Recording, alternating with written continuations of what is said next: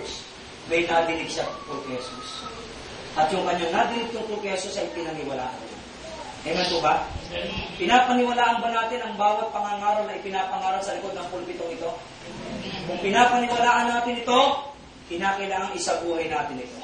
Sa case ng babaeng ito, mga kapatid, 12 taon na siyang dinudugo. Imagine that. 12 taon. Imagine it. Let's use the power of our imagination.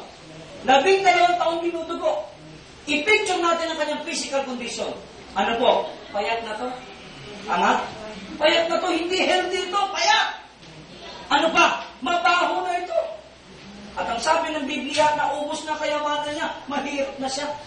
Wala nang nagpipir sa kanya. Kaya nga nung makalapit siya kay Jesus, solo na lang siya. Wala na siya mga alalay. Siguro nung may pera siya, may alalay pa siya. May mga chaperone pa siya. Hello? Pag wala ka ng pera, may alalay ka pa kaya. Minsan tayong mga tao, kaya nga natin paniwalaan yung mga may pera. Diba? Minsan sabi natin, kaya ka hindi naniniwala sa akin kasi wala akong pera eh. Hayaan mo pang nagpapera ako, baka maniwala ka na sa akin. Kawawa ang sitwasyon ng babae. Wala na siyang ibang alam na pwedeng asahan. Itong babaeng ito talagang guaranteed. May narinig siya tungkol kay Jesus. At narinig niya si Jesus.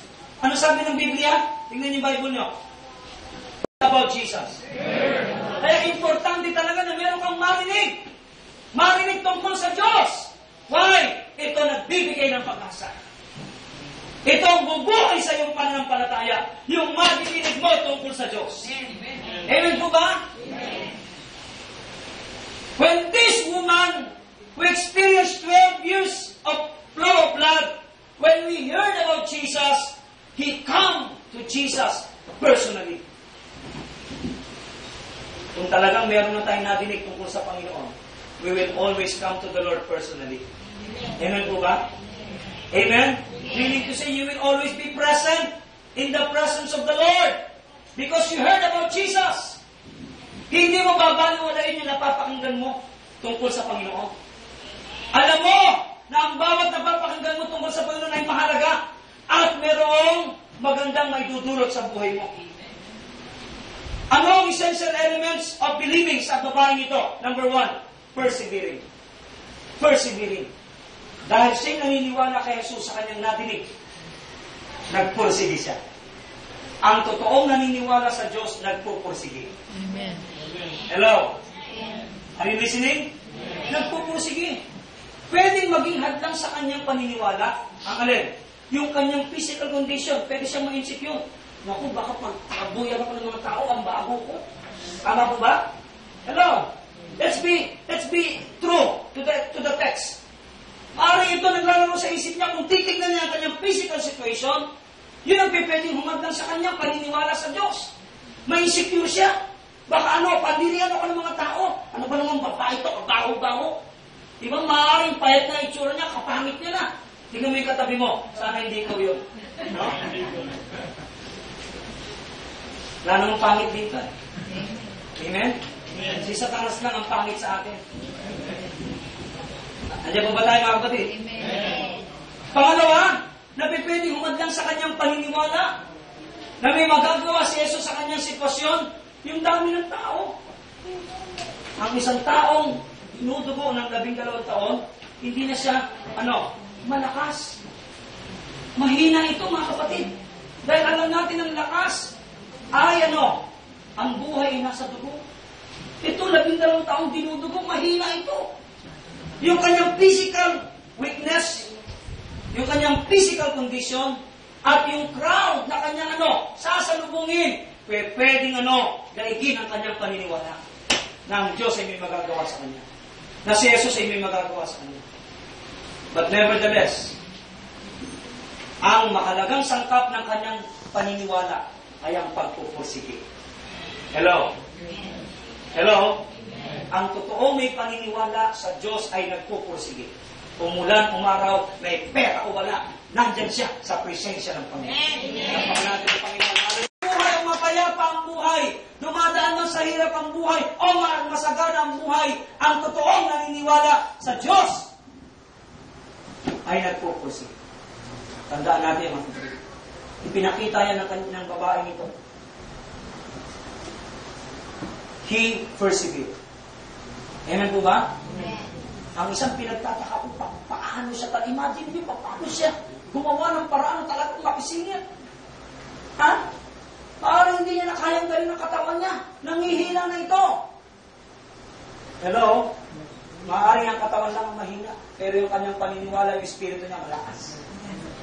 Hallelujah. Persevering. Nagpursige itong babaeng ito. At sa kanyang pagpursige, meron siyang inspirasyon. Anong sabi niya? Mahahawakan ko lang. Ha? Wala pa siya sa aktwal. Pero inilagay niya na sa puso at isipan niya, mahahawakan ko lang. Hindi yung kuko Hindi yung balat Hindi yung kamay Hindi unot, hindi buhok ni Jesus Yung laylayan lang ng damit. Hindi pa nga yung pinakadamit Yung pinaka-tip of the dress, of the clothes. Gagaling ako. Hallelujah. Amen! Amen. Yung paniniwala. Alam niyo ang paniniwala? Totoong paniniwala, it gives inspiration. Amen po ba? Amen. Not only yung persevering niya, kundi yung kanyang possessing. Sabi niya, gagaling ako. Gagaling ako. Gagaling ako. Mahahawakan ko lang ang laylayan ng damit ni Jesus. Meron siyang persevering faith, meron siyang possessing faith. Gagaling ako. Alam niyo, kanina, bago ako pumunta rito, binuklat ko yung Bible ko. At dito sa Bible ko, nakaipit ang isang prayer request ng isang kabataan natin. Ang Diyos ang makikialam sa sitwasyon. Napakan natin ang Panginoon. After she prayed, she wrote her prayer request, she claimed God's intervention. I claim the victory. Ganun ang ginawa ng babaeng inaagasan ng 12 ng dugo ng 12 taon. Sabi niya, mahawakan ko lang ang damit, laylayan damit niya, gagaling ako. Wala pa sa aktwal, pero buo na sa puso niya na siya'y magaling na. Amen po ba? Amen. Persevering at possessing faith. Kung talagang may paniniwala ka sa Diyos at alam mo ang isang bagay na yan ay binigay sa iyo ng Diyos, tangkilin mo, huwag mong bibitawan. Yan ang ginawa ko sa may mga pagkakataon sa buhay ko na nung ako'y first time na sabi ng Diyos, pupunta ka ng South Korea, I fight for my rights. Pinanghawakan ko yan. I talked to the consulate ng Korean Embassy twice. I talked to them, I debated my case. Sabi ko, hindi ako papayag na ako'y denied. Alam ko, gusto ng Diyos, pumunta ako ng South Korea. Hindi sila nanalo. Nanalo ko. Pinanalo ko ng Panginoon. Nakarating ko ng South Korea. Within 1 week, pinatawag kami mag-asawa. Please, go to Korean Embassy. Early morning, we will give you your visa. Kaya doon sa aming passport, yung passport namin sa Korea, Diyos ang nagtatakbo. Inangkin ko yun. I possess what I know that is belong to me. At naangkin ko. That is the essential elements of believing. If you truly believe, claim, possess what belongs to you. Amen? Sa palagay niyo ba, nakalaan sa iyo at para sa iyo ang kagalingan? Claim it. Possess your healing. Amen? And dispossess your sickness and diseases. Disregard your sickness and diseases. Amen po ba? Amen. And persevere. Magpursige ka sa Diyos. Amen? At hindi ka mabibigo. Sabi mo sa katabi mo, mata sa mata, hindi ka mabibigo. Hindi ka mabibigo. Nabigo ba yung babae? Ha? Now listen, yung kanyang sacrifice, hello, yung kanyang effort, hindi sinayang ng Panginoon. Amen? Sa taong may paniniwala, ang iyong mga sakripisyo hindi masasayang. Amen. Hallelujah. Pangatlo, truths about believing. Ano ba ang mga katotohanan na dapat nating maintindihan pag sinasabing paniniwala? We need to be very sensitive with these two narrative stories about Jesus healing people who truly believe in Him. Tingnan po natin mga kapatid. There are truths about believing that conveys by the two narrative stories. Meron pong mga katotohanan na dapat natin maintindihan pag ang pinag-usapan ay paniniwala. Amen? Now, be ready. Listen. Number 1. Verse 22. Tingnan niyo yung Bible niyo.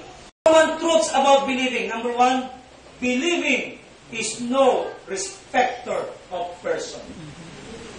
Ang paniniwala sa Diyos ay walang tinatangi. Kahit ma-influensya ang tao, makapangyarihan kang tao, kailangan mong maniwala sa Diyos. Amen! Hindi lang ang mga mahihirap at kawawa, walang pinag-aralan, ang dapat maniwalang may Diyos para mabago ang sitwasyon nila sa buhay. No! In the case of Jairus, he was what? A synagogue leader. Influential person. But what? He understood he needs to believe in Jesus. Walang pinipwera ang paniniwala. Amen? Ano man ang kalagayan mo at katayuan sa buhay, kailangan mong maniwala sa Diyos. Amen po ba? Number 2, verse 23. Tingnan niyo yung verse 23. Believing is only due for the Lord. Ang paniniwala ay karapat-dapat lang sa Panginoon. Walang ibang dapat paniwalaan. As far as our difficult situation in life is concerned, walang ibang dapat paniwalaan na pwedeng may makailam at magawa sa ating sitwasyon, kundi ang Panginoon. Amen? In this case, in this one scenario, mga kapatid, wala nang ibang pwedeng malapitan si Jairus. He tried many things.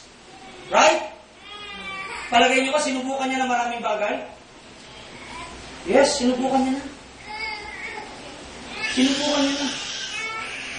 At ang huli niyang hindi nasusubukan ay ang Panginoon. Kaya, dahil ito yung huling solusyon niya na, nagmakaawa na siya.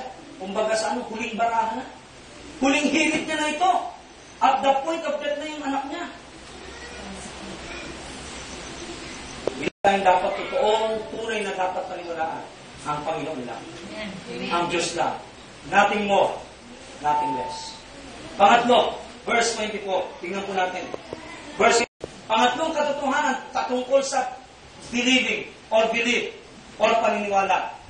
The Lord goes with people who truly believes on Him.